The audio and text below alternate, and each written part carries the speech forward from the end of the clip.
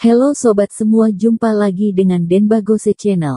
Bagaimana kabar sobat semua? Sebelum kita mulai cerita ini, ayo silakan subscribe, like, komen, share dan nyalakan loncengnya untuk mendapatkan notifikasi terbaru ketika Mimin upload videonya.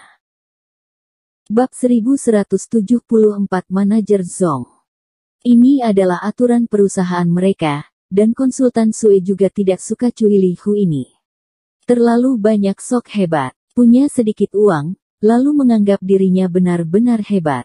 Jika kamu bisa membeli rumah, orang lain tidak bisa membelinya. Ingin orang lain memberi kamu hak istimewa. Meskipun dia adalah seorang salesman kecil, dia juga memiliki prinsip ini. Wajah Cui Li Hu masam ketika dia mendengar kata-kata konsultan Sue dan berkata dengan dingin. Wah, kamu punya prinsip, kan? Oke, pergi panggil manajermu. Teriak Cui Li Hu, seorang pria paruh baya berjas bergegas. Halo Nyonya, aku manajer di sini, margaku Zong, apa yang terjadi? Cui Li Hu mengeluarkan kartu bank dan berkata. Tuan Zong, kan, aku punya 8 juta yuan di kartu ini. Hari ini aku akan membeli villa dari kamu, tetapi sayangnya kamu tidak memiliki konsultan untuk menerima aku. Sepertinya aku akan ke Linke Real Estate untuk melihat-lihat. Mata manajer Zong berbinar ketika dia mendengar bahwa dia akan membeli sebuah villa. Meski rumah-rumah di kota utara ini laris manis, namun hanya sebatas rumah biasa. Villa dan ruko terlalu mahal, dan kebanyakan orang masih tidak mampu membelinya. Untuk villa seperti di sini, harganya lebih dari 7 juta yuan untuk menjual villa, yang setara dengan menjual 3 atau 4 rumah. Ini adalah kinerja manajer Zong, dan bonus di akhir tahun bergantung pada ini. Mas Hu, jangan khawatir, aku akan mengatur konsultan real estate untuk memperkenalkan kepada kamu. Cui Li Hu menunjuk ke konsultan Sue dan berkata, aku tidak menginginkan orang Yein, aku menginginkan dia. Cui Li Hu menunjukkan sedikit sikap mencemooh di wajahnya. Dia hanya ingin melihat para pekerja ini menundukkan kepala di depan uang. Wajah konsultan Sue berubah, mengerutkan kening, memandang manajer Zong, dan mengedipkan mata. Namun, manajer Zong menutup mata dan berkata, Oke, Dian, kamu perkenalkan villa kepada Nona Hu. Kamu harus bersabar dan memperkenalkannya dengan baik. Apakah kamu mendengarnya?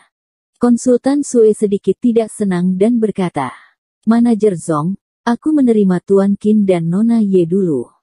Manajer Zong mengerutkan kening, Dian, apakah kamu tahu apa prioritasnya? Apa kamu tidak tahu apa yang harus dilakukan duluan dan belakangan? Aku akan mengurusnya di sini, jadi silakan pergi layani Nona Hu. Setelah berbicara, manajer Zong berjalan ke arah Thomas Qin dan berkata dengan senyum tipis, menunjukkan ekspresi yang dewasa dan berpengalaman. Maaf kalian berdua, karena kami sibuk hari ini, jadi silakan istirahat di rest area, dan tunggu konsultan Sue selesai dulu baru melayani kalian. Manajer Zong ini terlihat sopan dan bijaksan dari luar, tetapi sebenarnya dia meremehkan Thomas Qin dan Angelin Wang. Wajah Thomas Qin menjadi dingin ketika dia mendengarnya. Aku yang duluan, mengapa aku harus menunggu? Manajer Zong terkejut. Dia tidak menyangka Thomas Qin tidak senang. Dia tersenyum dan berkata dengan lembut, Pak, begini, yang mau dibeli Nyonya ini villa. Sebagai wiraniaga, tentu kami mengutamakan penjualan yang lebih mahal, kan? Jika kamu ingin melihat rumah tinggal, kamu bisa melihatnya kapan saja, dan kami bisa menjualnya kapan saja, jadi Tuan Qin, mohon maklum. Kata-kata manajer Zong menyebabkan ketidakpuasan Thomas Qin dan Snowy Ye. Maksudmu, mereka membeli yang mahal, jadi kamu akan menjualnya kepada mereka dulu. Budaha antri, apakah hanya omong kosong di tempatmu ini? Ketika manajer Zong mendengar nada suara Thomas Qin sedikit buruk, dia juga mencibir. Bicara kasar tapi tidak kasar, anak muda, jika kamu tidak terima, kamu dapat pulang dan bekerja keras beberapa tahun. Setelah kerja keras beberapa tahun, kamu mungkin mampu membeli sebuah villa, dan aku akan memperlakukan kamu dengan baik. Tapi kamu harus bergegas, mungkin kecepatan perjuanganmu tidak bisa mengikuti tingkat pertumbuhan harga rumah kami. Kata-kata manajer Zong cukup kasar. Di matanya, Thomaskin bukanlah keluarga kaya, dan tidak perlu sopan kepada mereka. Sebaliknya, pasangan Cui Li Hu langsung melihat villa saat mereka datang. Jika ada yang terjual, dia mungkin menjadi juara penjualan tahun penggandaan bonus. Dia masih tahu mana yang lebih penting. Dan bahkan jika orang kecil seperti Thomaskin membeli rumah, itu hanya membeli rumah. Tak perlu khawatir penjualan rumah di sini, cepat atau lambat pasti laku. Tapi villa beda, villa hanya terjual satu per satu. Wajah Thomaskin masam ketika dia mendengar kata-kata itu. Semua karyawan real estate keluarga Tian kalian bersikap seperti kamu. Manajer Zong mengerutkan kening. Wah, sebaiknya kamu memperhatikan identitas kamu saat berbicara. Bukan pilihan bijak untuk menjadi tidak sopan dengan aku di real estate keluarga Tian. Setelah berbicara, manajer Zong mengeluarkan kartu nama dan meletakkannya di depan Thomaskin. Lihat yang benar. Tertulis, Wakil Manajer Umum Real Estate Keluarga Tian, Jaden. Arti menunjukkan kartu nama pada Thomaskin adalah untuk memberitahu dia bahwa manajer ini bukan hanya manajer dari kantor penjualan ini, tetapi juga wakil manajer dari seluruh real estate keluarga Tian, yang tidak bisa disinggung oleh orang biasa. Thomaskin meliriknya dan tersenyum tipis. Apa artinya menunjukkan kartu ini padaku? Menurutmu itu luar biasa. Manajer Zong tersenyum tipis. Tidak bisa dikatakan hebat sekali, setidaknya, kartu nama ini seharusnya membuat kamu sadar akan kenyataan. Thomaskin mencibir, kartu, kan? Aku juga memilikinya. Setelah berbicara, Thomaskin mengeluarkan sebuah kartu dari sakunya dan meletakkannya di depan semua orang. Ketika manajer Zong melihatnya, wajahnya tiba-tiba berubah. Kartu hitam malaikat. Yang lain tidak tahu, tapi manajer Zong tahu betul. Ini adalah kartu VIP eksklusif mereka untuk real estate keluarga Tian, dan itu juga sebuah kartu yang hanya dapat diberikan oleh direktur. Hanya ada satu kartu, dan belum mendengar siapa yang diberikan direktur.